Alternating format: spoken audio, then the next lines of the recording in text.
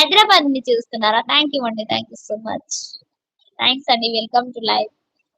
సిద్ధు గారు మంచిగా మెసేజ్ చేయండి. మా ఆయన్ని అడిగి చెప్తానండి. సాయి ప్రియ ఆర్‌జీవి గారు అసలు మీరు తింటున్నారా? చిక్కిపోతున్నారు. నిజమేనండి. కరెక్ట్‌గా అడిగారు.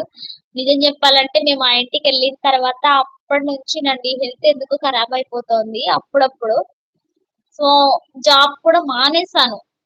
అప్పుడు కొంచెం స్ట్రగల్ అయినానండి. నిజం చెప్పాలంటే అప్పుడే నేనెక్కువ హెల్త్ ఇదయిపోయిండేది నాకి. ఫుడ్ తినలేదండి. అసలు నిజం చెప్పాలంటే ఎప్పుడో కొద్దిగా తినేదాన్ని. అలా సో, వీడియోస్ ఇవి ఉండడం వల్ల అసలు పట్టించుకునేదాన్ని కాదు నేను.